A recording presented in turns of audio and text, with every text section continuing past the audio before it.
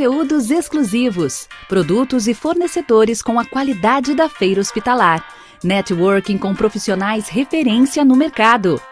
Essa é a Hospitalar Hub, uma plataforma cheia de informações relevantes que fica disponível para você durante o ano inteiro. Queremos conectar toda a nossa comunidade de saúde para que as trocas de conhecimento e experiências sejam cada vez mais completas e frequentes. Sim, na Hospitalar nós não nos limitamos aos 4 dias de evento. Na plataforma, você vai se conectar com empresas, encontrar fornecedores e conhecer nossa vitrine de produtos, além de contar com nossa biblioteca e mais de 250 vídeos de eventos realizados por lá.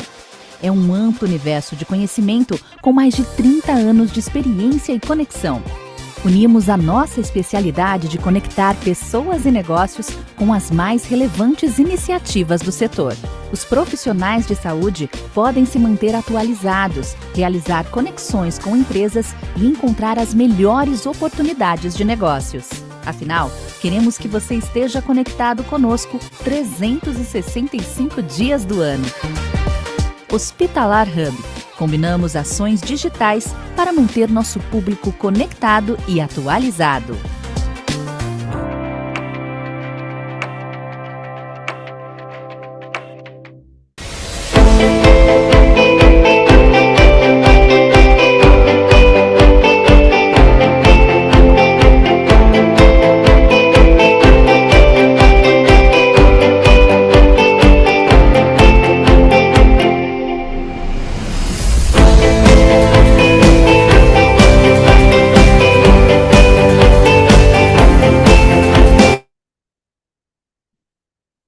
Olá, muito boa tarde a todos, sejam bem-vindos ao Aquecimento Hospitalar Hub.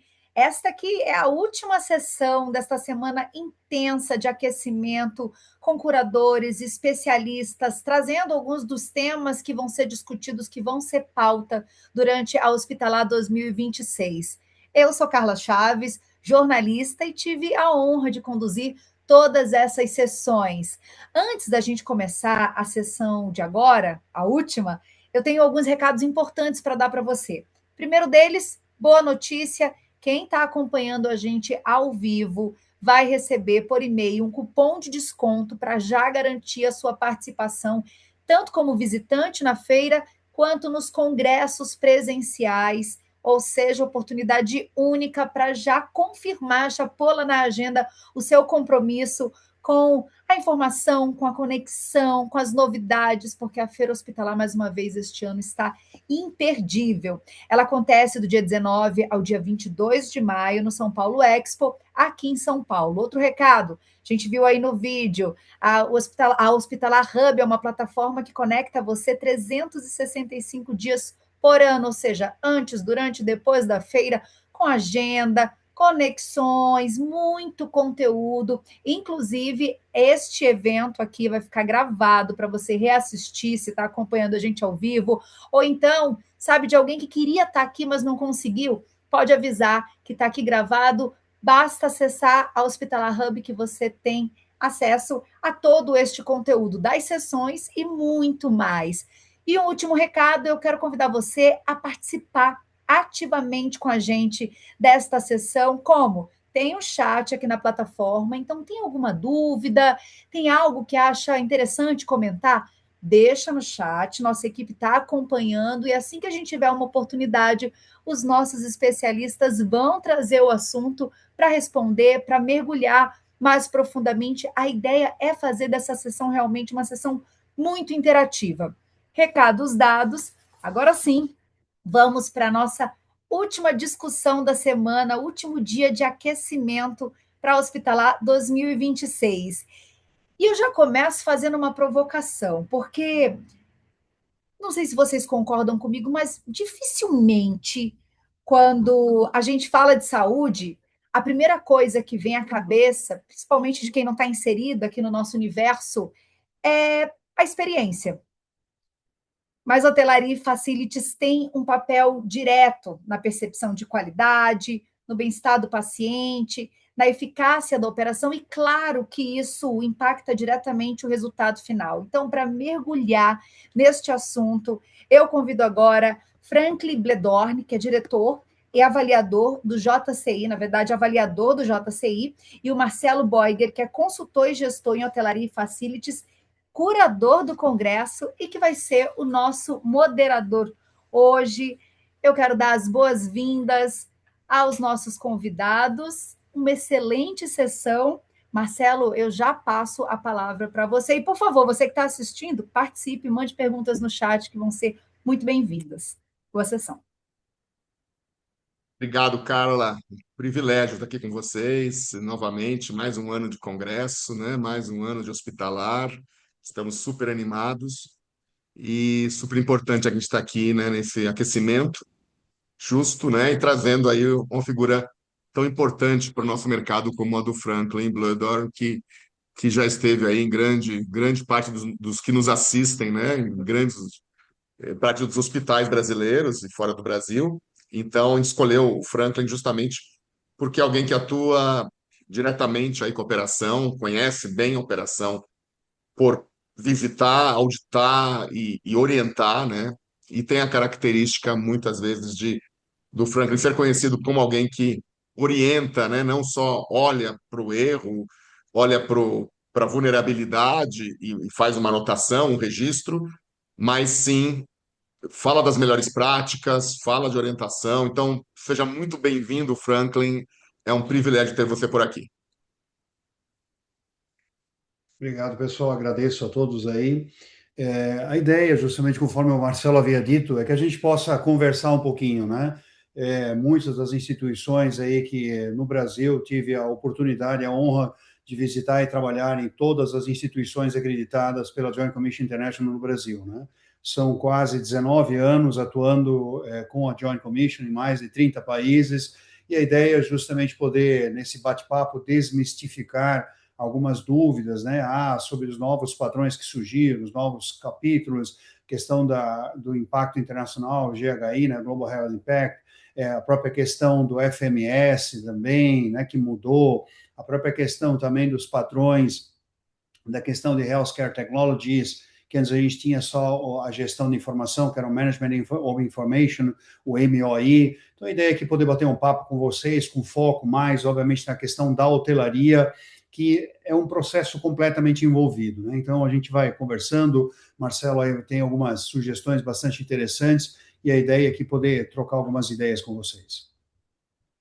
Obrigado, Franklin. Acho que é importante mesmo a gente discutir. O pessoal tem muita dúvida, eu tenho visitado hospitais, eles têm perguntado para mim como que você vê isto, para onde a gente deve estar olhando, né? Porque, lembrando que o gestor de hotelaria, né, ele talvez tem uma variabilidade na, na área, naquilo que abarca a área que ele faz gestão, diferente da enfermagem, ou diferente de outras áreas, né, médicas ou específicas, né, de uma UTI ou de um pronto atendimento, que a gente já sabe o modelo, como que funciona e quem está lá. A área de hotelaria e facilities pode abarcar, às vezes, uma área operacional muito grande, né? A gente está falando de higiene e lavanderia, nutrição e dietética, segurança patrimonial, manutenção predial, recepções, né, dos vários balcões de atendimento, estacionamento, contact center, gestão de leitos, command center e tantos outros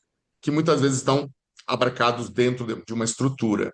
E esse gestor, muitas vezes, é o principal elo entre a alta gestão e as equipes operacionais que estão lá na ponta operando e diretamente, como a Carla falou no começo, né, que estão lá afetando a experiência do paciente com demandas não assistenciais e também indiretamente afetando a assistencial. Esses líderes de médias gerências, muitas vezes, abaixo desse gestor de hotelaria, você tem coordenadores, supervisores, e nas áreas específicas de rouparia, higiene, lavanderia, manutenção, etc., desempenham um importante papel para garantir que essas estratégias organizacionais, a segurança do paciente, inclusive, alcancem aí as metas de custos, as metas de gestão que estão planejadas. E a gente sabe que está falando dependendo do hospital, a segunda maior folha de pagamento, depois da assistência direta.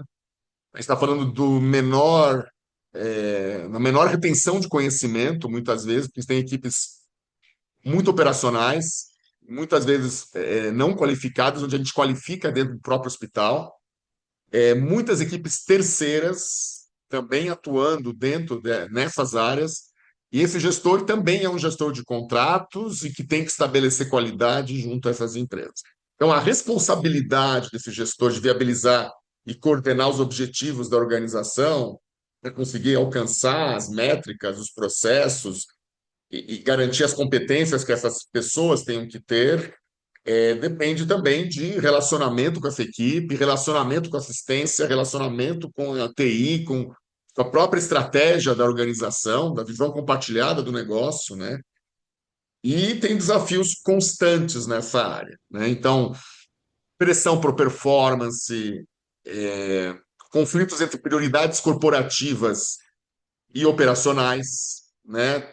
Tomando decisão rápida para que possa, às vezes, na frente do cliente, tomar uma decisão que às vezes pode corromper ou transgredir um processo desenhado, mas que ele tenha que correr risco, ter autonomia para isso, evitar um retrabalho, ou gerir melhor o leito, ou girar esse leito de uma maneira onde a manutenção, a higiene, a rouparia, a lavanderia afetam também esses números, e isso está sendo olhado hoje em dia com muito mais clareza do que era talvez há 5 ou 10 anos atrás, em quase todos os hospitais. Então, a gente está falando de um gestor que enfrenta esse complexo desafio. Quando a provocação aqui do título qual é o papel desse cara? É olhar para custo, olhar para a precificação desses contratos, olhar para resultados, olhar para essas métricas, olhar para performance, eficiência, mas também olha para a segurança. Não tem como ele não olhar. A própria JCI e outras certificações têm capítulos específicos que vão tratar de temas, né, tão importantes quanto esse. Então, com esse quadro aí que eu desenhei, né, eu queria começar aí te falando como que você enxerga os riscos do ambiente para a segurança do paciente hoje em dia, em 2026. Os riscos vão mudando, né? O comportamento do cliente muda, a gente introduz novas tecnologias, introduz novos produtos, entra com tela para dentro do hospital, entra com novos produtos químicos, com novas soluções de higiene e desinfecção, mas também com métricas diferentes de avaliação, né? Então, assim, como que você vê hoje, depois de uma pandemia que a gente sobreviveu, né? Os que estão aqui, infelizmente nem todo mundo sobreviveu, tem vários queridos colegas que acabaram ficando pelo caminho em função disso. Como que você vê isso? O que que mudou em função disto? Como que a Joint, e como que você, como avaliador, como profissional de saúde, olha para isso hoje? Voltamos ao que era pré ou tivemos algum legado que a gente hoje nos manuais encontra alguma coisa que trata de ambiente, de protocolo, de algo que era talvez menos importante até então e que hoje a gente subiu um pouco a régua? Obrigado, Marcelo, pela pergunta, né? Eu vou, na realidade, fazer uma abordagem um pouco mais ampla aqui, né? Para a gente depois poder derivar para outras questões mais específicas, até aqueles que estão nos assistindo talvez possam enviar algumas perguntas. Quando a gente fala sobre a questão de risco do paciente, né? Algumas coisas elas não modificaram nos últimos 5, 10, 15 anos. Vamos começar pelo básico, que é queda, né? Por mais incrível que pareça, a gente ainda tem um volume de quedas bastante elevado. E uma das questões que a gente tem percebido muito, né, e que nós brasileiros muitas vezes não nos percebemos disso, é o rápido envelhecimento da população. Consequentemente, pessoas com idade mais avançada, elas tornam-se mais suscetíveis à queda, por vários motivos, né? Muitas vezes uma medicação que você ingeriu, que vai ter influência sobre, obviamente, o seu equilíbrio, né? A própria questão do momento pós-cirúrgico, a questão de você levantar rapidamente, que também pode causar aquela tontura momentânea, enfim, tem vários aspectos técnicos que não cabe aqui adentrar, mas que influenciam na questão do volume de quedas que a gente tem visto nos hospitais. Por mais que as instituições cuidem, né, a própria população, ela muitas vezes também, mas eu só vou dar aquela levantada até o banheiro. Quando vai para o banheiro, muitas vezes até o familiar está junto, o familiar que se levantou é um pouco mais pesado, quem está como acompanhante, às vezes a esposa já com idade avançada, muitas vezes os dois vão ao chão de queda e assim sucessivamente, né? Uma outra questão que a gente tem conversado muito sobre queda também, e as instituições acreditadas têm feito um trabalho muito bom, sobre a questão de você, obviamente, mapear o risco desses pacientes de sofrerem queda.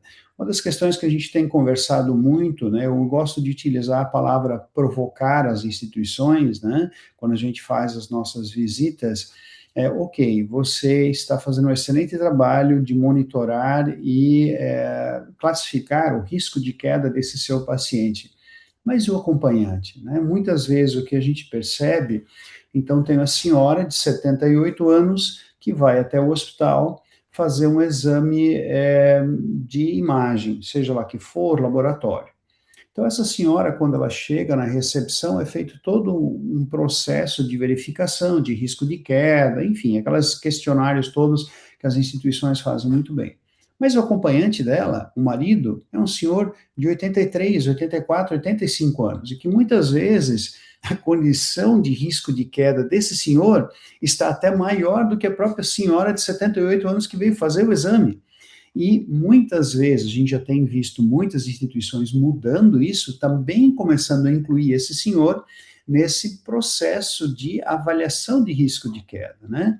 Por coincidência, né, eu digo assim, avaliador às vezes, eu vou brincar, tem sorte da gente presenciar algumas coisas durante a nossa permanência curta de 5 dias, esse que eu estava numa grande instituição, não vou dizer em qual estado, isso foi no Brasil, quando um paciente veio a uma área de radioterapia, ele devia ter em torno de uns 45 anos, nós estávamos no posto de enfermagem, conversando com a equipe, era um corredor, ele estava vindo, e a sua acompanhante era a senhora, sua mãe, que devia estar na faixa aí de uns 70, 75 anos. Qual não foi o fato que chamou atenção? Obviamente, em pronta intervenção, que aquela senhora, quando caminhando no corredor, eis que ela teve uma síncope e foi ao solo, repentinamente. Então, o paciente era o filho de 40 e poucos anos, né, que não teve problema nenhum, mas a mãe, quando estava acompanhando com o filho, ela teve, né, uma questão aí, uma queda de pressão, alguma coisa, e foi ao solo, prontamente atendida e tudo mais. Então, essa é uma das questões que eu digo, a provocação que eu deixo para as instituições, para ampliarem um pouco mais pela questão do espectro da população que nós estamos atendendo, né? Ou seja, é uma população que vem apresentando uma idade mais avançada, nós estamos olhando não só o paciente, mas também esse acompanhante que vem junto ao paciente sobre os possíveis riscos que ele tem também de queda, falando numa situação específica, né? Uma outra questão aí, você falou muito da tela, né? Um outro fato relevante também, os pequenininhos, né? Então, hospitais pediátricos, o que acontece? Quando você tem um ambulatório, né, o atendimento aí, né, também aconteceu numa outra grande instituição aqui no Brasil. O que aconteceu? A mãe, muito compenetrada no seu celular, a criança do lado, o que criança pequena faz? Ela fica entediada de ficar ali, ela vai buscar coisas novas. E isso é um desafio que eu deixo para vocês, não somente no ambiente hospitalar, olhem isso em restaurantes, olhem em tantos outros lugares, onde muitas vezes você tem uma família com 4 membros, cada um com a sua tela na sua frente, onde não existe interação nenhuma, o pessoal só olhando para a tela. Naquela instituição propriamente dita, a mãe estava entretida com o seu celular, criança pequena, 3 anos e pouco, não tinha nem 4 anos, na área de ambulatório, bastante gente circulando, o que ele falou? Ele foi explorar o ambiente e saiu. A porta do elevador abriu, ele entrou na porta do elevador, desceu, isso ficava no 3º andar, foi até o térreo, Felizmente, a instituição tinha um processo de segurança. Quando chegou nas catracas de saída, o pessoal viu aquele ser pequenininho andando sozinho, obviamente fez a retenção e anunciaram daí, né, não em alto-falante, mas procuraram, e a mãe obviamente não demorou a perceber que o seu pequeno não estava mais próximo, né? Então, novamente, a questão do cuidado, né, seja queda ou evasão, e essa evasão vale tanto para os pequenos, como muitas vezes também para pessoas idosas. Nós também já tivemos situações onde muitas vezes uma pessoa de mais idade, que tem os seus lapsos de memória, muitas vezes, saiu, né, estava acompanhado de um familiar, mas o familiar se dirigiu para fazer alguma coisa, esse idoso levantou, foi caminhando em outra direção, e muitas vezes acabou se perdendo, né? Então, esse é um outro alerta que a gente deixa, né, para as instituições, para ampliar um pouco mais a visão, né, sobre a questão de monitoramento de quais são esses nossos riscos, né? Porque hoje nós temos um fator externo que acompanha todo mundo, que são as telas, que gera uma grande distração, seja nesse pai, nessa mãe, enfim, naquele acompanhante, né, que está ali para muitas vezes suprir um determinado apoio, mas que a tela captura essa atenção dessa pessoa, né? Seja no momento de se levantar, que ele está mexendo no celular, o idoso, mesmo seja quem quer e não quer, como ele sempre diz, mas eu não queria atrapalhar, né? Porque eu vi que ele estava lá lendo, fazendo alguma coisa, no momento que acontece a queda, né? Então, essas são questões diretamente relacionadas com o paciente.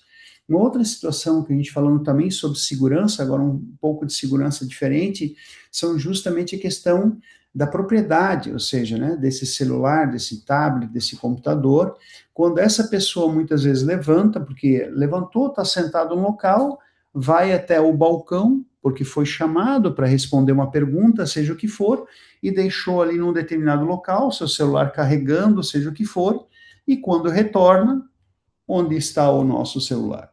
Né? Felizmente, muitas instituições já têm as torres de carregamento, com toda a tecnologia, mas isso ainda não é uma realidade para todas as instituições, obviamente, do nosso país, ou mesmo mundialmente, né? Então, esse é um outro alerta que a gente deixa também, para que as pessoas comecem a monitorar. Felizmente, a gente tem excelentes exemplos com a questão das equipes muito bem treinadas, com as câmeras, que conseguem captar o momento que um terceiro, muitas vezes, né, resolve apropriar-se deste bem que não é seu, né, e quando ele é interpelado, muitas vezes vem a tal da explicação, não, mas é que eu peguei justamente para entregar na recepção, para evitar que alguém pudesse pegar e levar este bem embora, né?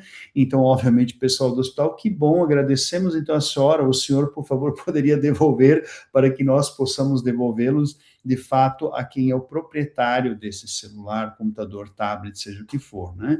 Então, nós passamos aqui por 3 situações distintas, né? Queda, evasão de uma criança, subtração de um bem patrimonial, e podemos falar também, obviamente, aquilo que muitas vezes nós temos ouvido muito mais, porque o registro é feito de forma muito mais, eu diria assim, detalhada atualmente, que são os princípios de incêndio, né? Então, a gente antes se preocupava muito com a questão do princípio de incêndio na estrutura do hospital. E o que a gente tem visto nos anos recentes, eu vou falar muito mais, nos últimos 5 anos, para ser assim um tempo mais reduzido, né? De coisas que a gente até algum tempo atrás não imaginava, né? Então, nós temos alguns registros aqui de utilização de utensílios próprios dentro do hospital, a exemplificar secadores de cabelo, chapinhas para alisar cabelo, carregadores de celular com origem muitas vezes não tão apropriada, cigarros eletrônicos, mas não pode, não, mas ele não fumou dentro do hospital, só que esse cigarro eletrônico ele tem uma bateria, e já houveram inúmeros casos de relato em instituições que essa bateria, muitas vezes dentro da mochila, dentro da bolsa, ela teve algum problema e gerou autocombustão, gerando princípio de incêndio, queimando essa mochila, essa bolsa, desse acompanhante, desse paciente, seja o que for, né? A questão outra do secador utilizado, muitas vezes numa régua na cabeceira da cama do paciente, que não está dimensionada para isso, gerando uma sobrecarga, princípio de fagulhamento, princípio de incêndio, né? Então, assim, a gente teve vários casos, Brasil afora, nestes princípios de incêndio.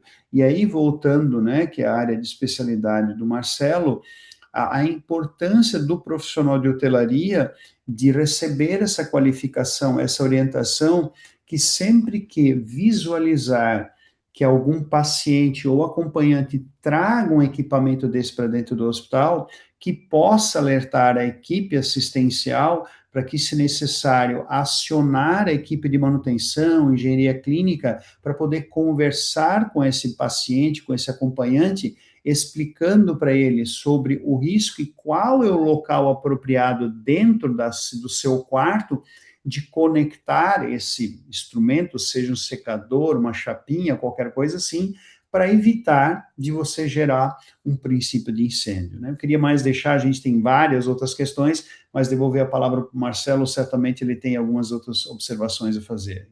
Sim, brilhante, Franklin. Aqui você já tratou de pelo menos quatro áreas típicas da hotelaria, nessas histórias que você narra. Começar a questão do idoso, né? O idoso, a gente vê cada vez mais, é muito comum encontrar o filho de 60 com a mãe de 85, né? É comum encontrar a esposa acompanhante do marido de 80 e a esposa tem 75 e realmente acaba podendo ter riscos. Risco de queda, que além de uma meta internacional, é para nós na hotelaria também algo que a gente pode prevenir. A higiene é muito bem treinada para isso, normalmente. Mas eu até me preocupo muito menos com áreas que elas higienizam e fica molhado, porque elas realmente, na maior parte dos lugares, estão muito bem capacitadas, até deixa até demais a placa. Às vezes já está seco e a placa continua. De tanto que isso é tratado nos hospitais. Mas o que me preocupa às vezes é goteira de ar-condicionado que acaba molhando áreas que já são previamente sabidas, então já tem um pano, já tem um balde que fica ali. Tem hospitais que eu já conheço, já de longa data, e tem problemas crônicos de goteira quando chove. E locais que chove bastante. A equipe de higiene já sai colocando os baldes. Você vê assim, eu estou botando o band-aid antes da cicatriz, né? Então ele já vai lá e coloca um balde. Nem começou a chover ainda. Falou, não, mas vai chover. Daqui a pouco, da meia hora, cai uma tempestade, exatamente onde ela colocou o balde, começa a cair. Aquilo também é risco de queda. Não posso ter um balde na frente, né? Eu fiz uma viagem internacional recentemente, cheguei no Brasil, a primeira visão do Brasil no Rio de Janeiro, chegando, né, com amigos no Rio, com maior orgulho de mostrar o nosso país, né? A primeira visão é um balde no meio do finger, coletando água, já lotado de água, de um ar-condicionado pingando. Então, assim, é problema de manutenção, manutenção é assunto nosso. E ar-condicionado tem muito mais do que goteira para tratar, né? Inclusive em relação ao princípio de incêndio. Mas ali, então, já tem assunto que envolve nutrição, que envolve, desculpa, higiene, que envolve manutenção e que é importante. A questão da terceira idade será a nossa segunda. Vou dar spoiler agora. Teremos uma palestra. No ano passado, nós tivemos um NPS altíssimo da palestra de um speaker famoso, importante, chamado Norton Mello. Ele falou de terceira idade, é um especialista, né? Um PhD em Healthcare Management, e é um cara importantíssimo nessa área de terceira idade, em projetos arquitetônicos e em bem-estar. E ele foi um sucesso, um grande sucesso. Inclusive, ele está sendo trazido novamente ao nosso evento por conta disso, dessa vez com outro tema, trazido pela Target, que é um dos nossos patrocinadores desse dia, que é no primeiro dia, ele estará no dia 19 de maio, e ele vai estar justamente falando disso. O ano passado a gente tinha como falar assim, olha, tem um estudo mostrando que a cor do piso e a cor da parede, a composição de piso, parede e iluminação afeta diretamente queda, porque dependendo da doença, e muitas delas podem não enxergar determinadas cores. Então, até a paleta de cores da manta vinílica pode ser escolhida em função disso.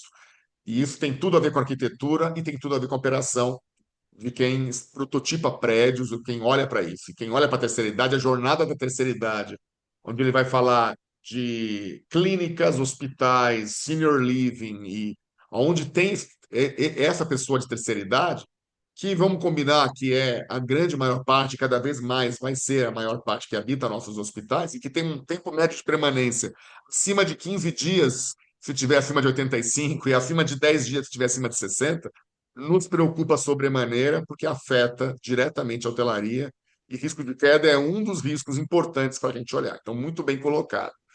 Quando a gente olha para essa questão que você falou da criança que quase saiu do prédio, e graças ao bom trabalho do vigilante e da equipe de segurança não aconteceu, seria gravíssimo, e eu tenho realmente receio que isso aconteça. Já vi isso acontecer, inclusive, acho que você também já deve ter visto casos que não foi final feliz.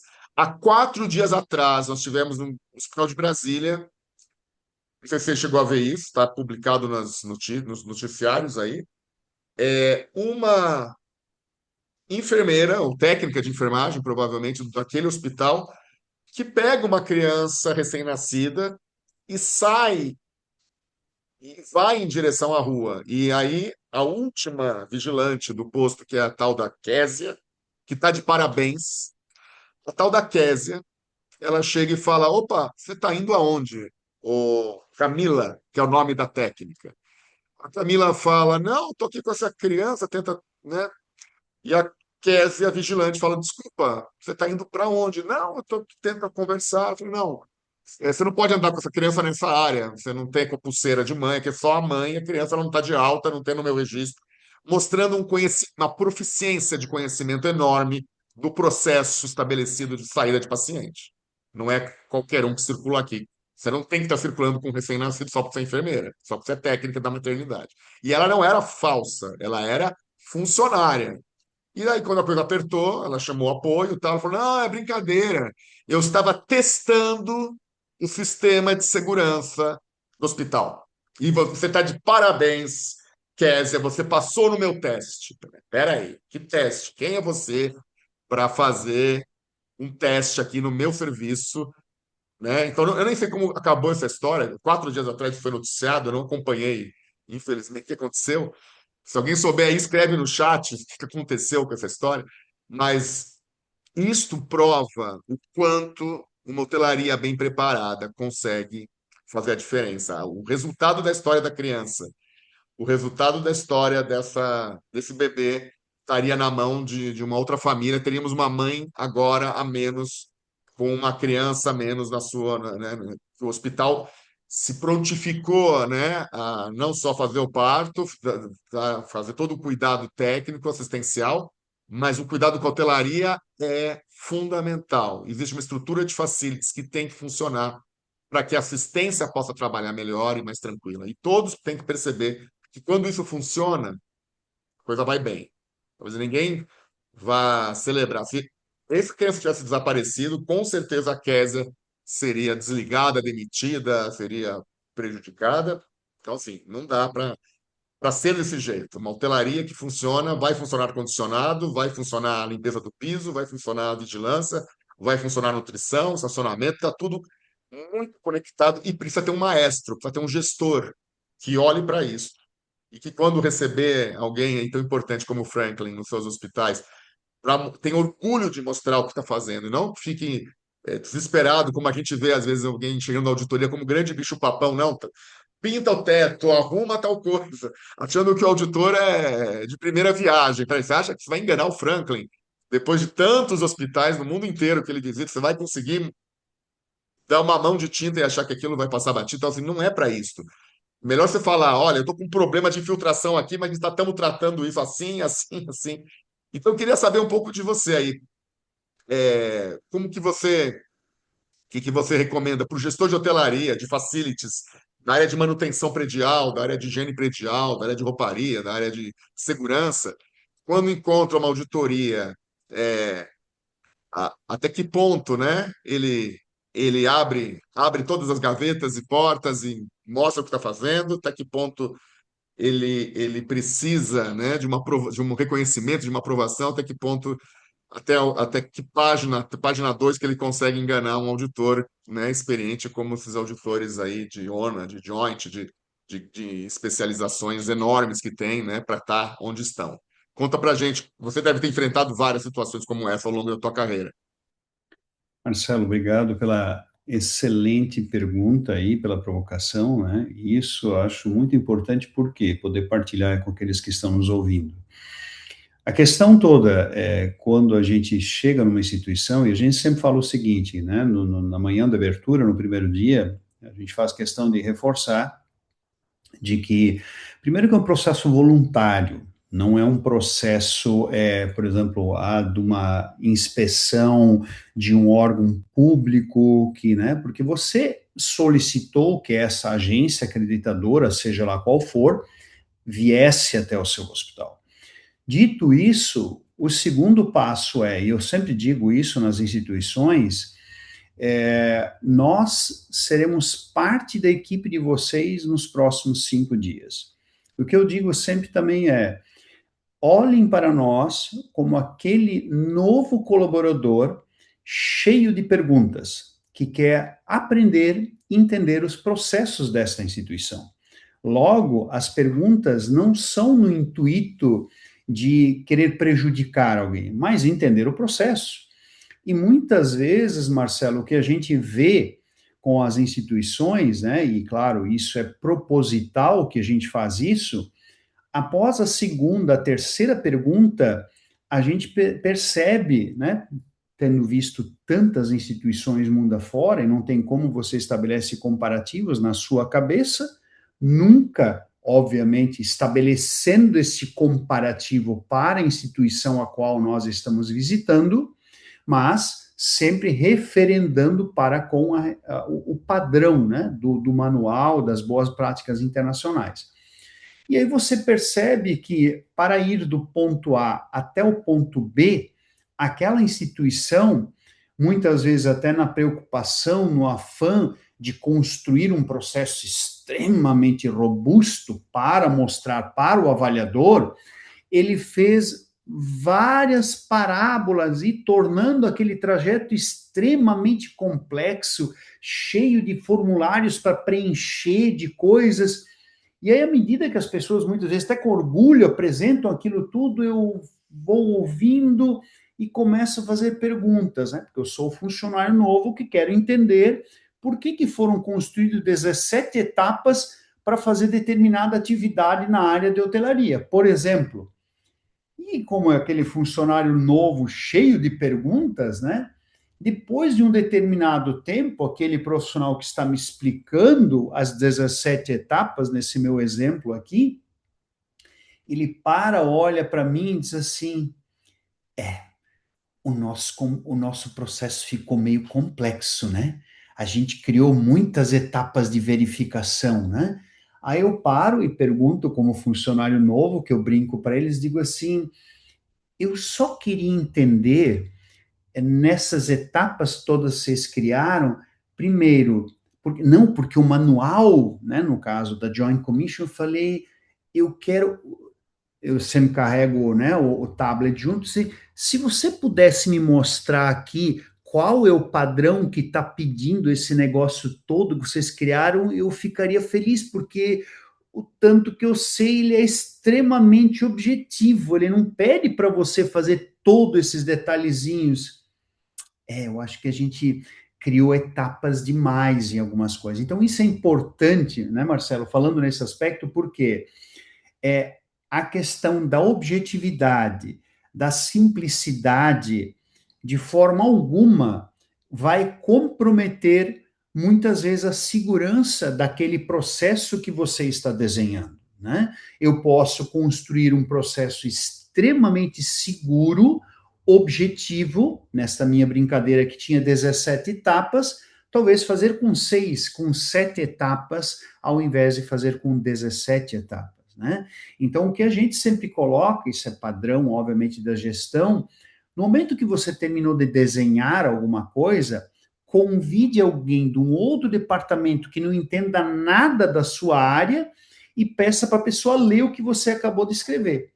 Se ela começar a fazer muito questionamento, significa que você deu muita volta no desenho do seu processo, que não está claro, né? E principalmente quando a gente vai para a hotelaria, fazendo minhas suas palavras sobre a questão da qualificação dessa mão de obra, que muitas vezes cada instituição tem as suas particularidades, você tem que qualificar eles para eles saberem o que tem que fazer na sua instituição.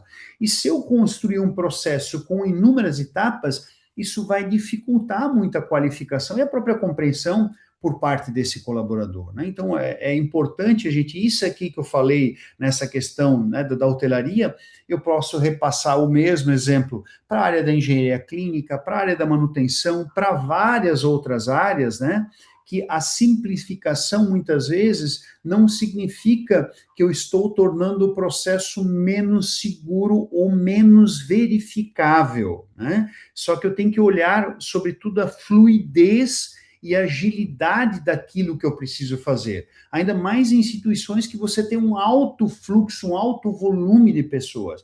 E aí eu vou para uma outra questão que a gente pergunta sempre, que a gente encontra muitas vezes processos muito bem desenhados, mas o fluxo de pessoas em determinadas instituições, onde num serviço de pronto atendimento, pronto-socorro, você atende por mês, muitas vezes 20, 25 mil pessoas. E aí você volta e pergunta, mas vocês conseguem executar essas atividades em todas as pessoas? Não, veja bem, é que nem sempre a gente consegue, porque tem aquele dia que é mais corrido e tal, mas por que então isso foi? Então, não seria mais apropriado eu colocar dois níveis, ou seja, para um nível básico, desde que eu responda questões A, B e C, e aí sim eu vou detectar uma complexidade maior, aí eu teria que agregar mais 4 perguntas. Agora, o básico, que das 25 mil pessoas, talvez sejam 18 mil, elas precisarão só das 3 perguntas, elas não precisarão de 7, 10 perguntas, que torna o processo muito mais fluido, seguro da mesma forma, mas a característica, né, eu estou dando aqui um exemplo da parte assistencial, mas que certamente se aplica também para uma área de hotelaria, depende qual é o preparo que eu preciso fazer para uma determinada situação. Só quero aproveitar o gancho, Marcelo, sobre a área de hotelaria, voltando para a criança, uma outra questão que a gente percebe muito é os tais dos carrinhos de higienização, muitas vezes estacionados em corredores, né? Não, porque o responsável só foi até ali buscar um outro material e aquele carrinho ficou lá com aqueles líquidos de cores diferentes, assim, expostos. A criança vai adorar aquilo, ainda mais se tiver aqueles freizinhos assim, que solta aquela névoa que eles adoram aquilo. Borrifadores. Exatamente, né? Então, esse é um outro alerta que a gente deixa também aí para as instituições, para focar muito nessa questão do treinamento e conscientização desse profissional que cuida, né, de que obviamente opera aquele carrinho, que basta 2 minutos. E aí a lei de Murphy, normalmente quando nós avaliadores passamos em algum lugar, a gente acaba vendo esses carrinhos e, não raro, em instituições que têm crianças, por perto, muitas vezes, alguma criança circulando também, que gera um risco bastante elevado pela questão do cruzamento entre criança e esse carrinho com produto químico desassistido aí, né? Mas isso que você comenta, Franklin, desse relatório robusto, complexo, e vai para lá e para cá, para, né, inglês ver, como a gente fala aqui no Brasil, né? Inglês ver, ou seja, não é para outra coisa, senão para inglês, o inglês é você. Então, na verdade, a gente também vê isso com indicadores, né? Eu faço consultoria também há muito tempo. Então, cara, assim, cara tem 40, 50 indicadores para controlar um negócio controlado com dois, porque com dois você é feliz, mas com 40 você vai fazer outra coisa, né? Vai ficar o dia inteiro servindo os indicadores. E, claro, hoje a gente tem muitos dados que a gente não tinha antes. Você pode ter inteligência para isso, artificial, que vão reunir esses dados, vão ter algoritmos que vão te indicar aonde ser mais eficiente para lá e para cá. Isso é maravilhoso, porque a gente consegue, com o Command Center, atuar em tempo real e ser muito melhorar, dimensionar melhor quadro, que aliás também será um dos temas do nosso congresso no 19 e 20 de maio. A gente vai trazer a Ana Paula do Einstein, a superintendente de facilities do Einstein, para tratar de dados, como que ela controla os indicadores na área de facilities e na hotelaria do Einstein. Então, ela tem lá uma estrutura que ela vai apresentar para a gente, como que ela faz do estratégico que sobe para a balança scorecard, sim, porque os indicadores da hotelaria podem, de facilities, sobem para a BSC, nas suas perspectivas, e também os indicadores são meramente operacionais, mas eu não preciso de 1 milhão de indicadores para mostrar aí para o auditor, para mostrar para alguém que eu estou conseguindo efetuar resultados, porque no final das contas é aonde você olha quando você tem que tomar uma decisão. E, e o teu líder, o operacional, lá, o coordenador, o supervisor, essas pessoas têm, porque às vezes até na sala do diretor, do gerente, né? Na experiência do paciente, acho que na JCI é a JHI, né? Global Health Impact, não, é PCC, né? PCC, que não é o PCC do PCC, é o Patient Center Care, não é isso? Que vão olhar para a experiência do paciente.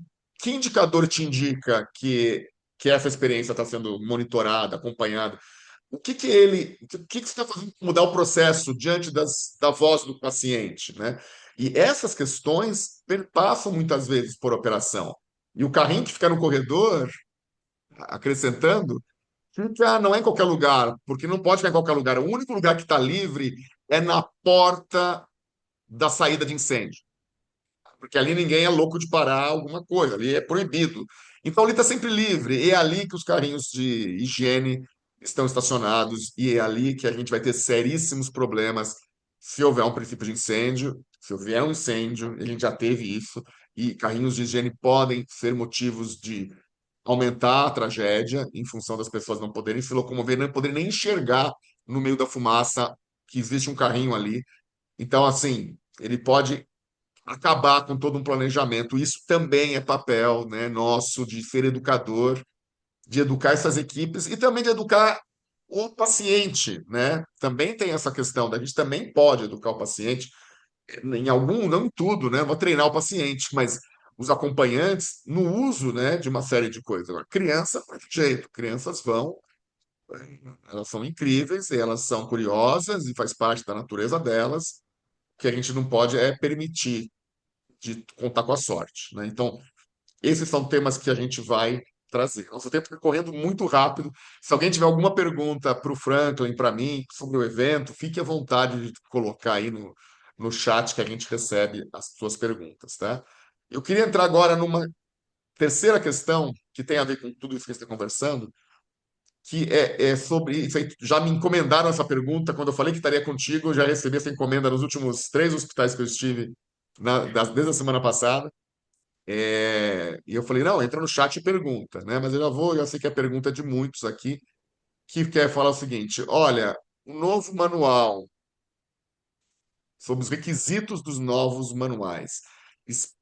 Muitos têm falado, não, mudou muita coisa, especialmente em relação à sustentabilidade ambiental, e tem muita coisa a ver com resíduos perigosos, tem a ver em ter a rastreabilidade de alguns itens ou dar conta de algumas coisas. Então, assim, pessoa que está se preparando para te receber uma equipe, mas mesmo que não seja, né, que fique claro, a auditoria ela coroa algo, um bom trabalho, boa prática, porque na verdade você teria que ter, independente de ter auditoria ou nem ter uma certificação, questões de segurança, aquilo da missão que o hospital tem, que é para salvar vidas e cuidar de pessoas. Mas ainda assim, recebendo uma empresa de uma joint commission, recebendo uma pessoa tão qualificada como o Franklin, um novo manual na mão, essa pessoa que está acostumada já a trabalhar com os manuais anteriores, ela vai ter novos trabalhos. O que você diria para ela que está nos assistindo aqui agora? Marcelo, novamente obrigado aí pela provocação, né? O manual, né, cada edição, cada 3 anos, né, existe aí a revisão do manual, e esse aqui ele trouxe, de fato, né, 2 capítulos novos, né, um foram a junção do antigo questão do direito do paciente com a questão aí também do PC, então juntou ali os dois, direito de família e com o direito do paciente, virou o PCC, e a questão do GHI, e outro também a questão, que é o Global Health Impact, e o outro foi a questão do Healthcare Technologies, que abriu, né, muita coisa que estava na gestão da informação, saiu dali, e outra coisa que estava no FMS também migrou para dentro do Healthcare Technologies, né, toda a parte de lasers, muitas das questões aí da parte de informática, foi especificamente para esse capítulo de Healthcare Technologies, toda a parte de telemedicina também está ali dentro, enfim. Para tranquilizar mais as pessoas, né? Quando a gente fala daquele que é o que mais dá frio na barriga das pessoas, que é o Healthcare Impact, ali, né? O Healthcare, desculpa, o HGI agora, deixa eu só olhar aqui que... O Global Health Impact. Global Health Impact, obrigado. Estou misturando aqui a sopa de letrinha. O Global Health Impact, pessoal, ele na realidade, né, que tem lá todas as questões específicas, ele vai falar o quê? O que nós estamos fazendo frente à questão de, um exemplo bem específico, cadeia de suprimentos, né? Na cadeia de suprimentos, a instituição já está olhando para verificar alguma parceria com o nosso fornecedor, caso a embalagem que eu recebo esse produto, posso devolvê-la a esse fornecedor, ela pode ser reprocessada e reutilizada por esse fornecedor, seja uma questão de um soro específico, algum outro tipo, né, de material, enfim, então, esse é um tópico específico aí, né? A questão dos usos e recursos, né, de operações verdes, os processos, como é que eu tenho feito isso, né? A questão de toda a utilização de equipamentos, que a gente sabe que as grandes instituições hoje todas já têm operado, a maior parte delas, no mercado livre de energia, busca de soluções mais econômicas, seja aí de equipamentos, seja na questão de uso de energia propriamente dito. Então, ali a preocupação, né, o que as instituições estão fazendo para reduzir o impacto da área de saúde no meio ambiente de forma geral, né? Porque até algum tempo atrás, as outras indústrias, né, ditas antigamente mais poluentes, já sempre eram cobradas e se preocupavam com isso. Mas a área de saúde nunca teve um olhar mais objetivo e específico para essa questão, né? O que o pessoal, obviamente, olhava e se preocupava um pouco era pela questão do resíduo, eu vou dizer assim, pelo custo. Opa, então o valor ali começou a crescer um pouco, então o gestor ali cobrava do pessoal, pô, tem muito descarte de material infectante, tem que fazer uma classificação melhor para reduzir o valor, porque você tem que pagar, depende da cidade, o lixo comum, muitas vezes resíduo comum, a prefeitura que coletava, enfim, então tem variáveis aí no Brasil todo sobre essa questão desse modelo todo. E com isso aqui agora, chega-se uma outra cobrança na realidade, o que nós estamos fazendo para impactar menos o meio ambiente. E aqui eu vou aproveitar, pessoal, né, deixar outra provocação que eu gosto de falar. Eu, como olho toda a parte da hotelaria e também a parte do ciclo da roupa, né, hoje, por motivos óbvios, eu acho que tem, das últimas que eu avaliei no Brasil, eu acho que eu encontrei 3 lavanderias próprias somente. No Brasil todo, em todos os países que eu me recordo, acho que são 3. Os demais, todos eles trabalham com terceiros. E cada vez mais, a gente tem visto crescer muito a questão de locação de enxovais também.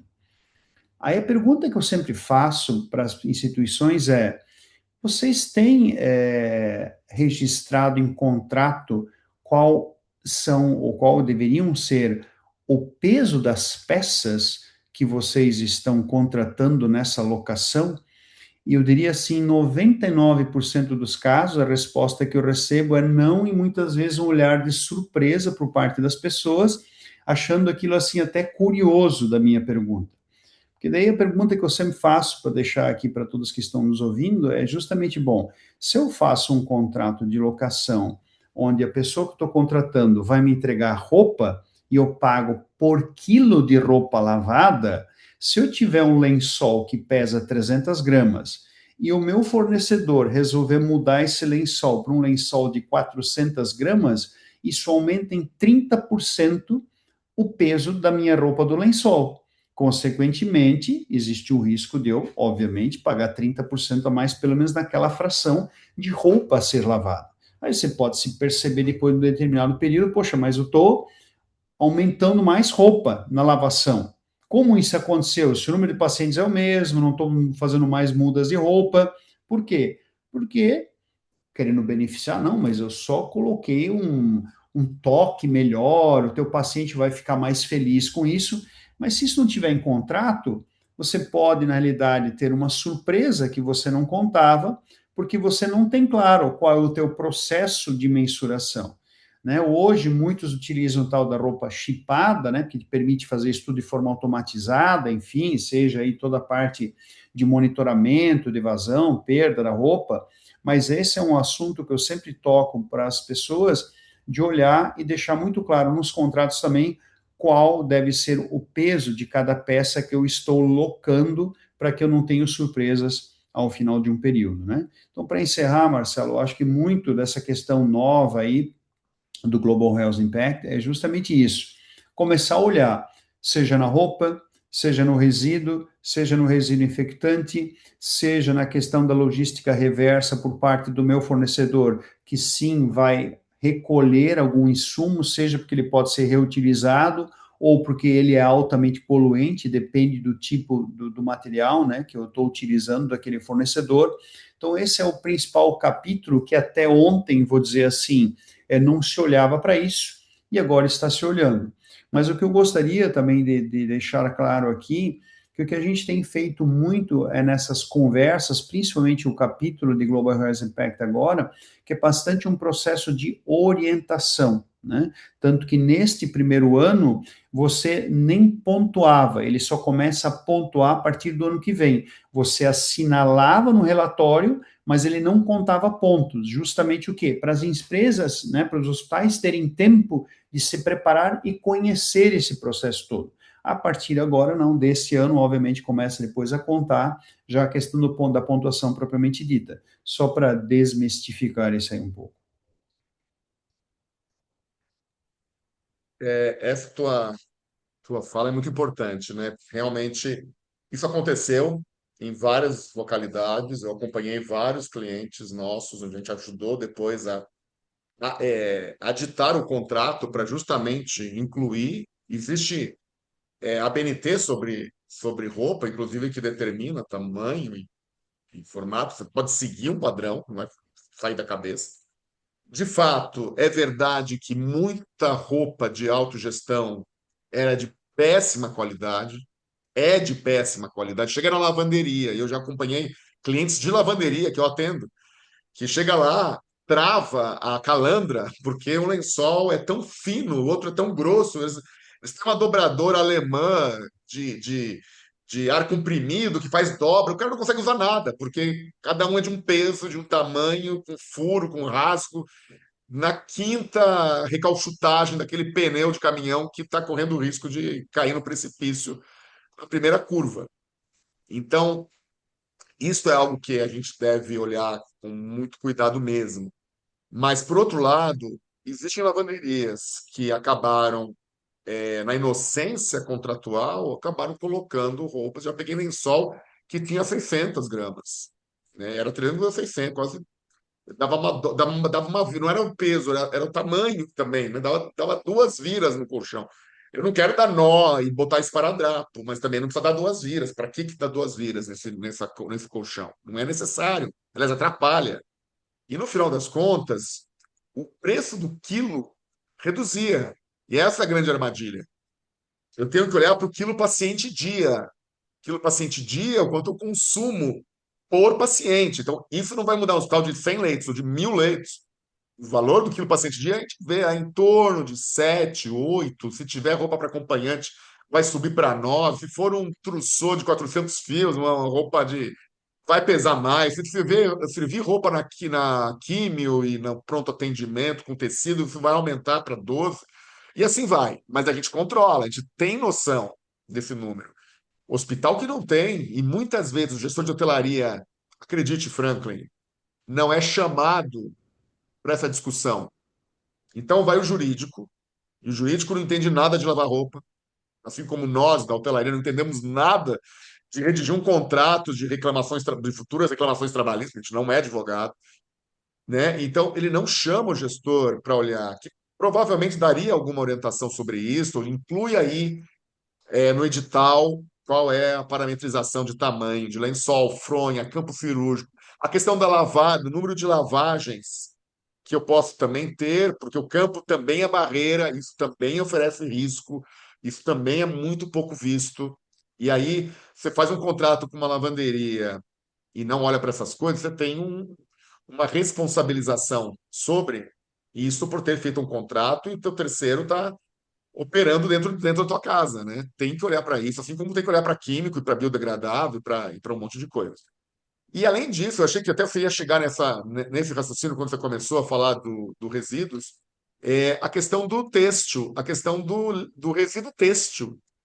Tá bom, eu coloco roupa e deu tudo certo, resolveu meu problema, e o que que eu faço? O resíduo têxtil é um grande problema e tem que estar no nosso radar também, porque não é porque a roupa é alocada que a roupa é usada para o meu paciente, né? Nosso problema em conjunto. Igual eu tenho a logística reversa, que eu vou pedir para que a bombona de químico seja devolvida, ou na nutrição, que é muito comum a gente devolver alguns insumos para a logística reversa acontecer, e muitas indústrias já têm trabalhado nisso de maneira verde, e que isso funciona, tem funcionado bem, em alguns estados, especialmente. A gente tem que trabalhar obrigando ou exigindo na contratação dos serviços para ir. Está no meio de tal. Da onde que é a lenha que você está usando na caldeira da lavanderia? Da onde que é a roupa? Por que essa roupa tem esse peso? Então, esses questionamentos não é da JCI, da auditoria, é do gestor de hotelaria dentro de casa, fazendo a lição de casa dele. Para isso, ele tem que ter um lugar na mesa. E essa é uma conquista da nossa área. Esses congressos que a gente faz há muitos anos, Hospitalar, acolhe esses congressos de uma maneira muito boa, porque a gente tem a chance de trazer. A gente vai trazer sobre ESG, sobre o Global Health Impact e o nosso, toda a questão de resíduo e de trabalhos, vai trazer um hospital super premiado nessa área, que é no Rio de Janeiro. Nós trabalhamos, outro spoiler, nós traremos a Marcela Diab, que é lá da Clínica São Vicente do Rio, da Rede D'Or, trazendo o case de premiação que ela ganhou, que eles têm lá, de aplicabilidade de práticas sustentáveis, que vai muito além do resíduo, né? Tem a ver com recurso hídrico. Lá ela vai mostrar um case, eles têm árvore, um monte de árvores que tem jaca, eles recolhem essa jaca e eles têm um trabalho com a comunidade que tem a ver com a letra S do ESG. Então, assim, isso está imperdível, será no dia 20. A Marcela já confirmou, ela vai estar com a gente. Quem vai moderá-la vai ser a Flaviane Linos, lá de Goiânia. Ela é a vice-presidente da Sociedade Brasileira de Hotelaria. Estou vendo que tem aqui a Isabel Bijus, lá de Distrito Federal, está com a gente aqui acompanhando a live. Mas vai estar com a gente a Flaviane Linos, nossa vice-presidente, que acabou de fazer um evento importantíssimo na área de resíduos. Então, isso é um lugar ao sol. A gente tem que conquistar esse lugar, porque não dá mais para olhar para a hotelaria como a equipe da higiene que está coletando lixo, né? A hotelaria hoje está conectada com custo, está conectada com negócio, está conectada com segurança, está conectada com a experiência. Então, a gente tem que olhar para isso de uma maneira mais séria, né? Então, fica aí. Eu te agradeço essa provocação, realmente. Você tem toda a razão de estar olhando para isso nas suas visitas. Chegou uma pergunta do Alexandre. Alexandre, eu conheço muito bem, ele é da Abrafac, da Associação Brasileira de Facilities, e ele também é gestor do Hospital Edmundo Vasconcelos, na área de Facilities. Ele está perguntando o seguinte: boa noite, Franklin.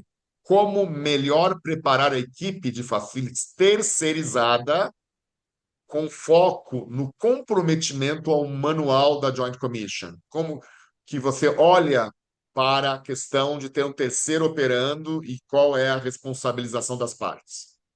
Alexandre, agradeço, excelente pergunta. O que a gente sempre tenta partilhar com as instituições, o que acontece? Aí uma questão de equipe terceiro, equipe própria, é muito relacionado com a nossa maravilhosa legislação brasileira sobre o custo, né, que isso incorre pelos nossos tributos maravilhosos e assim sucessivamente.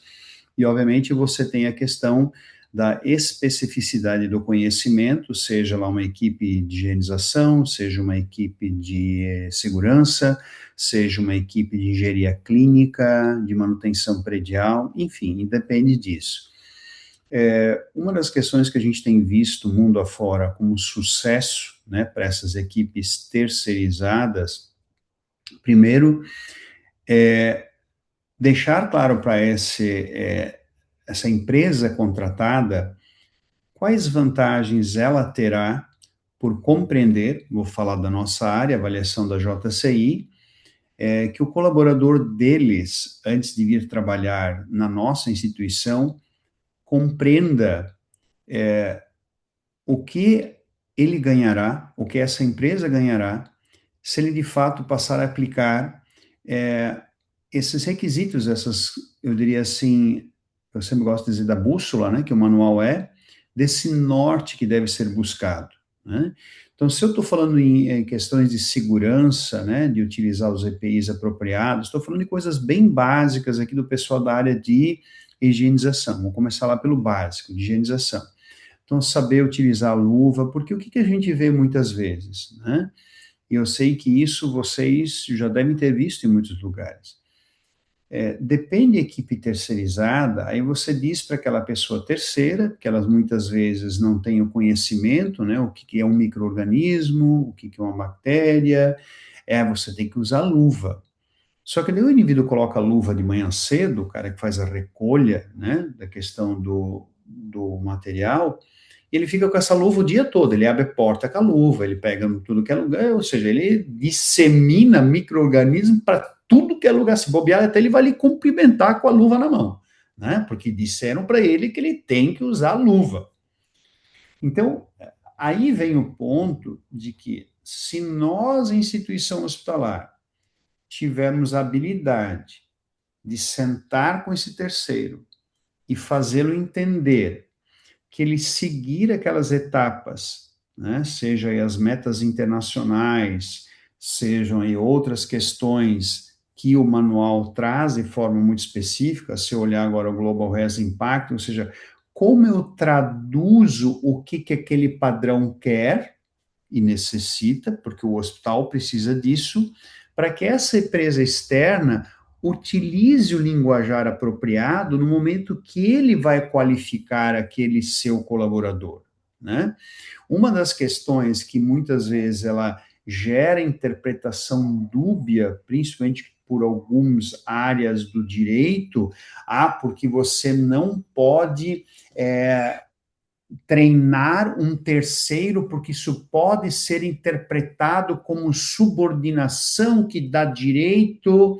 Como eu trabalhei há muitos anos atrás também, em outras instituições na área de recursos humanos, não na área de saúde, mas em outras, tudo isso deve ser claramente redigido, por exemplo, no contrato.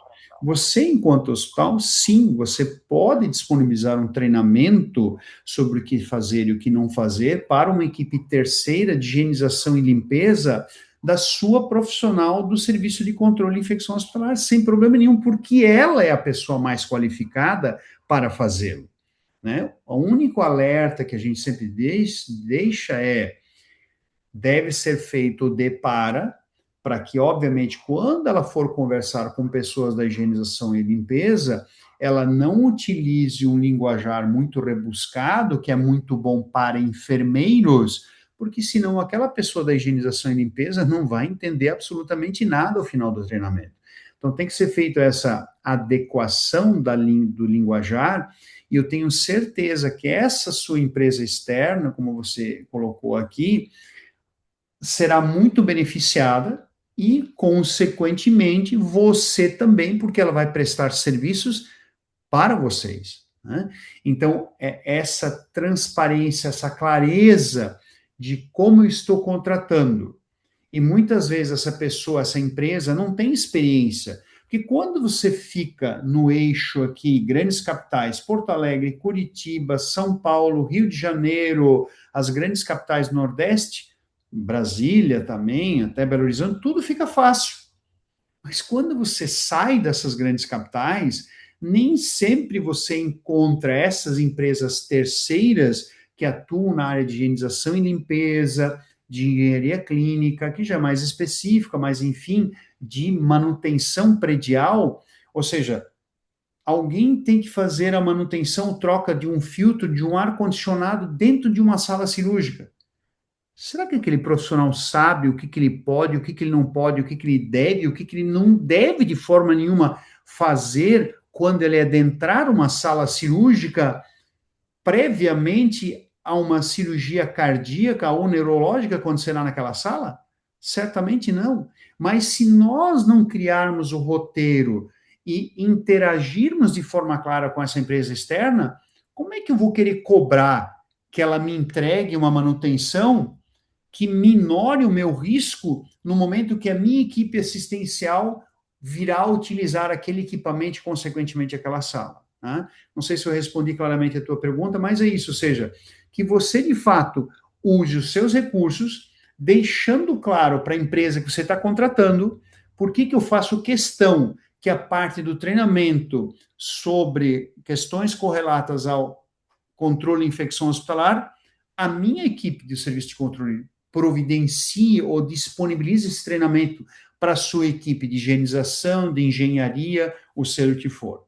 Tá ok?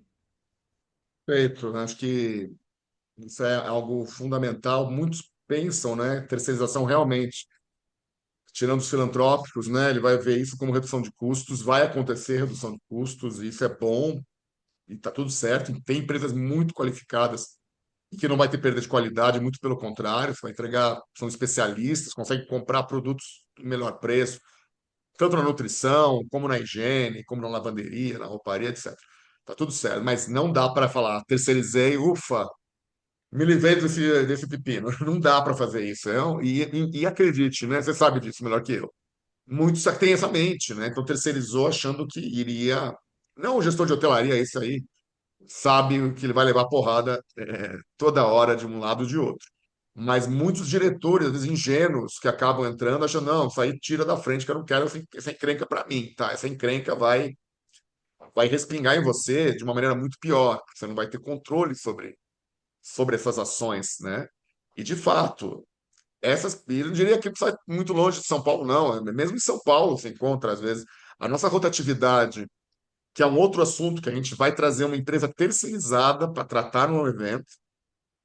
Eles têm resolvido uma questão importante de escassez de mão de obra, então eles têm lá um instituto. Eles vão mostrar algumas, não vou dar tanto spoiler assim, mas vão mostrar algumas métricas que eles têm feito para conseguir reduzir nos clientes deles esse giro de mão de obra, porque é muito triste. Eu mesmo dou treinamento há muitos anos, eu tinha, Franklin, nível um, nível 2 e nível 3. Era tão feliz essa época. Eu ia, dava nível um, depois eu voltava para a equipe dar o nível 2. A equipe do nível 3, pô, eles tinham lá um certificado que fizeram os três no ciclo completo, ao longo de um ano. Hoje em dia, é nível um, nível um e nível um e nível um, porque essa equipe é totalmente nova daqui a 3 meses. Então a gente está passando por um momento, não é só da hotelaria, acho que é geral, mas esse tema de escassez é uma questão que, quando a gente fala para o terceiro, ainda é pior. Se ele não tiver uma estrutura de gestão, onde o RH tem que ser forte, tem que ter campanhas, tem que trabalhar. Isso vale para estacionamento, isso vale para higiene, isso vale para essas equipes todas de manutenção, como você bem falou, entrar no centro cirúrgico, mexer num filtro, numa situação, quer dizer, depois vai ter uma cirurgia, vai aerolizar ali um monte de coisas naquele ambiente. Será que ele sabe técnica? Será que ele sabe além, né? E se esse gestor entra no centro cirúrgico em algum momento, para saber como essas equipes fazem. Já estive em centro cirúrgico onde, conversando com a equipe de higiene ou de manutenção, eu digo, "Não, o cara nunca entrou aqui. Ele nem sabe onde que fica, ele nunca passou, veio aqui uma vez, tirou uma foto e nunca mais voltou. A gente tem hoje métricas, até de sistemas de ordem de serviço, que permitem fotografias de FIS, o QR Codes, e tem várias coisas muito boas que geram indicadores, que geram resultados, mas não dá para o gestor não entrar e deixar a equipe totalmente perdida. Essa equipe precisa de reconhecimento, no mínimo reconhecimento, para falar que ela está fazendo certo, para continuar fazendo certo. Precisa de um vocabulário que atenda, como você falou muito bem, Franklin. Às vezes você pega o mesmo treinamento que você dá para enfermeiros, você deu no Congresso de Massachusetts, você traz para a equipe que não tem qualificação de repertório para entender. O cara sai do treinamento sem entender absolutamente nada do que foi falado e gera ainda mais risco do entender errado e fazer errado. Né? E daí a pessoa vai perguntas básicas. Essa bucha que eu limpo a privada, posso usar para limpar? Não. Mas esse aqui que eu estou limpando a comadre no expurgo e estou chacoalhando assim com hipoclorito de sódio a 2%, eu posso, né, deixar secando na pia do próprio expurgo? Então, assim, aqui é fluxo, é checklist, é checagens, e ali a gente tem muitas dúvidas dessas equipes, seja a terceira ou própria. Acho que o próprio realmente precisa ajudar o terceiro. Ah, mas se for para fazer isso, eu não preciso do terceiro. Não precisa. Essa mão de obra, quem vai pagar folha, quem vai cuidar de escala, quem vai cuidar de vale, quem vai cuidar de motivação ali das equipes estarem, não é você, é o terceiro. Mas você tem que dar orientação estratégica do que é para ser feito, como é para, quando é para ser feito, como é para ser feito, porque muitas vezes não está nem no escopo da higiene. Então, o cara entra no centro cirúrgico, a equipe de enfermagem exige do auxiliar de higiene que faça coisas que não estão contratadas, nem contratadas estão. Então, não vai limpar embaixo desse móvel, esse móvel não sou eu que limpo, isso aí é da própria enfermagem. Esse instrumental não somos nós que limpamos, é assistência. Não, limpa você. Esse teclado da UTI não sou eu que limpo. Essa bomba, né, essa diálise aqui não somos nós, não. Isso aí limpa a higiene. No final das contas, essas pessoas acabam fazendo porque não querem perder seus empregos. É uma fragilidade muito grande e a gente não tem ali o gestor da enfermagem, o gestor de hotelaria, o gestor de controle de infecção, que também entra no nosso time. Hoje em dia, a gente tem uma parceria gigante com o controle de infecção. Teremos, aliás, né, vou também falar mais um spoiler, que esse merece falar bastante dele. A gente vai ter nada mais, nada menos no nosso congresso no dia 19, a presença do Dr. Marcos Cirilo, que é médico, diretor da Sociedade Brasileira de Infectologia, nos contando sobre, especialmente, né, dos novos fungos que estão aparecendo e da questão de trocar o quaternário, o peróxido, como que isso está acontecendo nas instituições. E teremos acompanhando ele o famoso e único enfermeiro Emanuel Severo, que é um enfermeiro lá de Curitiba, que é brilhante e que é um cara que tem uma palestra de você, assim, mexer com você, é uma palestra diferenciada e, e eles vão estar com a gente. Então, assim, esses temas não dá para a gente ignorar, né? Não dá para, em 2026, com tudo que a gente sabe e tem, né, precisar de pegar lá o que diz a manual da JCI. Não, isso aí é legislação, isso aí é Anvisa. Quando vier o manual, vier o auditor, ele vai comprovar as boas práticas que você faz. Né? Então, precisa aprender com o exemplo. Você vai mostrar o que você faz, né? Porque a legislação muda, as coisas vão alterando. Às vezes, nesses 3 anos que leva para o manual, agora está fresquinho, mas leva 3 anos para poder. Às vezes, as coisas vão acontecendo, o dinamismo é muito grande. A gente tem que estar preparado para olhar, né, para essas coisas de uma maneira mais profissional. O gestor de hotelaria assumem cadeiras importantes hoje, melhoram seus salários, a gente tem vê pessoas com maior escopo, mas precisa realmente. Não dá para terceirizar para qualquer empresa. O critério de contratação do terceiro também tem que passar por um crivo, por alguma lógica, né? Seja lavanderia, manutenção, nutrição. E eu quero ter a minha última pergunta, provavelmente são 10 para 7, a gente tem pouco tempo, mas se alguém tiver mais pergunta, mande, que eu encaixo aqui no finalzinho. Na área de nutrição e dietética, né, na área do SND, que é uma área que tem em muitos hospitais, a hotelaria também é responsável por essa área. As nutricionistas têm assumido muitas funções da hotelaria e, além da nutrição, assumindo áreas de higiene, áreas de rouparia, outras áreas que não eram da origem. Empresas de alimentação também assumem multisserviços e outras áreas, então a gente vê isso acontecendo com bastante dinamismo no mercado. Como que você enxerga essa nessa área, né, em relação à certificação, em relação a melhores práticas? Tem muitos riscos, né, que começam na fase estrutural, desde essa câmara fria está ligado lá Grupo no gerador. gerador, quando acabar a energia, né? Ou nunca pensei nisso. Mas também tem questões do dia a dia, né? Da alimentação vencida, de coisas que estão colocadas sem critério de validação de temperatura, também da questão da Meta 1.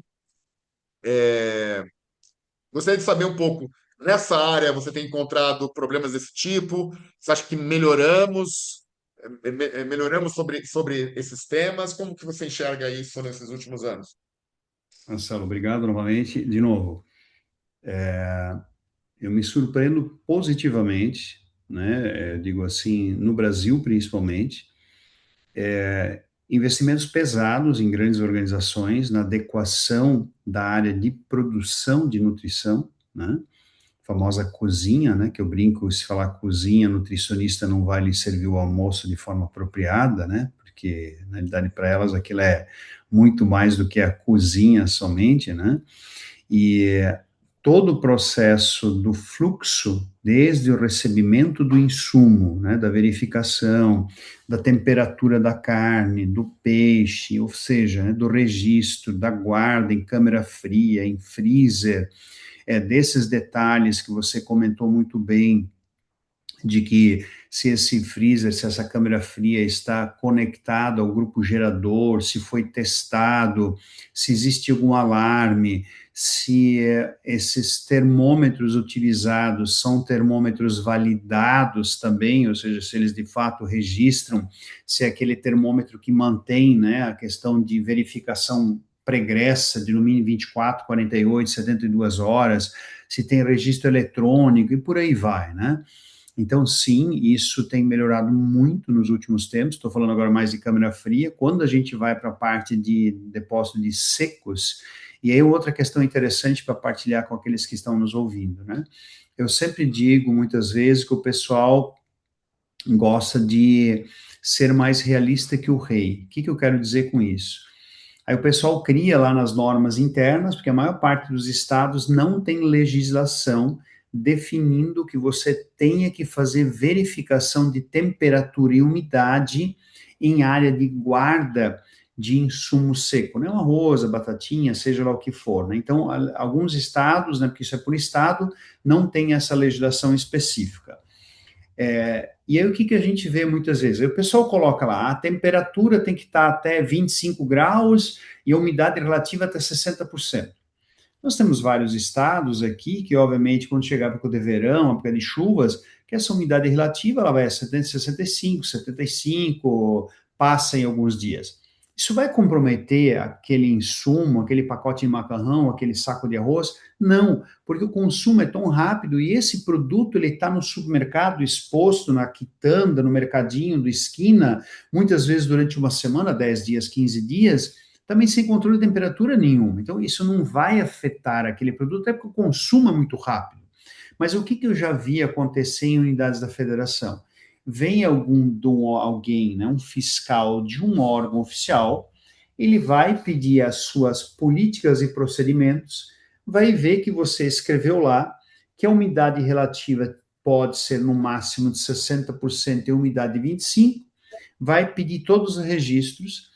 Ali viu que nos finais de semana, sábado e domingo, muitas vezes não tem o registro. Aí você, como eu digo, já toma uma canetada do fiscal, porque no final não tem sequência. A outra, aí teve lá um dia de muita chuva, que a umidade relativa bateu em 65%, 68% durante 3 dias. outra canetada, porque você não cumpriu a sua própria determinação. Então, o que eu sempre alerto as instituições de tomar esse cuidado, né, sobre o que acontece outras vezes na guarda, determinadas geladeiras, alguma coisa assim, a temperatura mudou um pouco. Então, não tem uma observação clara embaixo no rodapé, naquele dia que a temperatura passou em 1, 2 graus, há quanto tempo depois foi feita uma nova leitura, porque como são 3 leituras no dia, uma normalmente de manhã cedo, uma de meio-dia e outra à noite, aí ele fez uma leitura de manhã cedo, lá que eu abri muita geladeira para pegar os insumos. Aí a temperatura deveria estar no máximo em 8 graus, exemplo hipotético. Aí estava em 10 ou 11. Mas não tem observação nenhuma. Só diz, comunicar manutenção. Então, mas às vezes o problema não é da geladeira, ela alterou a leitura porque o cara abriu e fechou a geladeira. Então, sugestão seria efetuar nova leitura após 15 minutos e manter a porta fechada. Faz, então, aqui foi feito outras 8h45. Às 8h45 a temperatura estava em 8 graus, perfeito. Ou seja, não havia problema nenhum com o equipamento, foi uma questão de processo.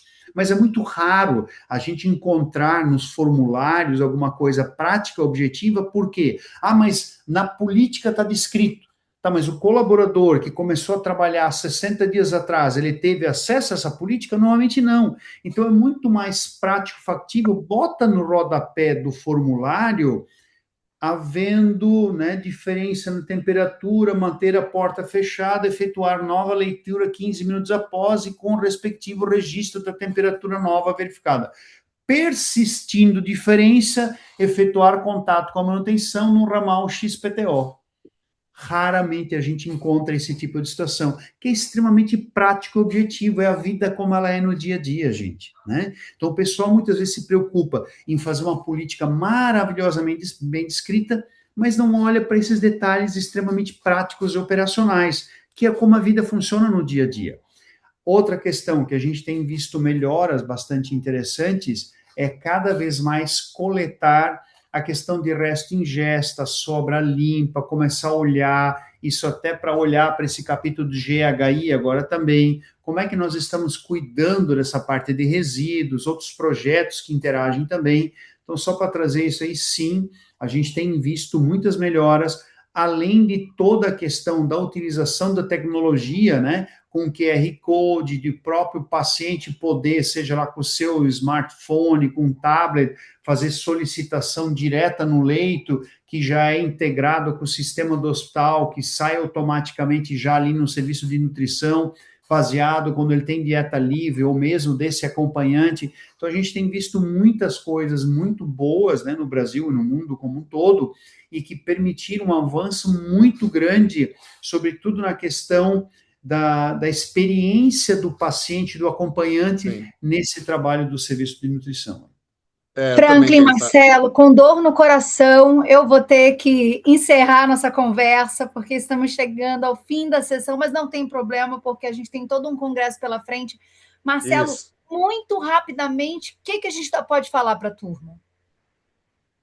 Olha, eu queria ainda falar da abertura do nosso congresso, né? A gente vai ter a abertura sobre ontem, né? Que ele estava tentando ver a agenda e tal, mas nós conseguimos, tá confirmado a presença do Zanettini, o arquiteto Zigbert Zanettini, que é um dos maiores arquitetos do país, né? Um cara que construiu e planejou a maior parte dos grandes hospitais do país, e é um cara que esteve com a gente no Mater Dei lá na Bahia, há 2 anos atrás, deu um show, foi aplaudido de pé. E a gente está trazendo essa palestra para a abertura do nosso congresso no dia 19 e 20 de maio, não percam.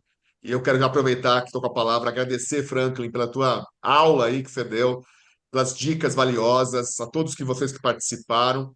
Muito obrigado e nós nos veremos nos dias 19 e 20 de maio na Hospitalar mais um ano. Obrigado, Carla. Fico com você. Muito obrigada a todos, muito obrigada a todos que nos acompanharam. É isso, Congresso de Hotelaria e Facilities, 19 e 20 de maio, mais a Feira Hospitalar, vai de 19 a 22 de maio. Contamos com a presença de todos vocês, tem cupom de desconto no e-mail de quem acompanhou nossa sessão ao vivo, e essa conversa vai ficar gravada aqui na Hospitalar Hub. Eu espero que todos tenham aproveitado muito. Uma excelente noite e até o Hospitalar.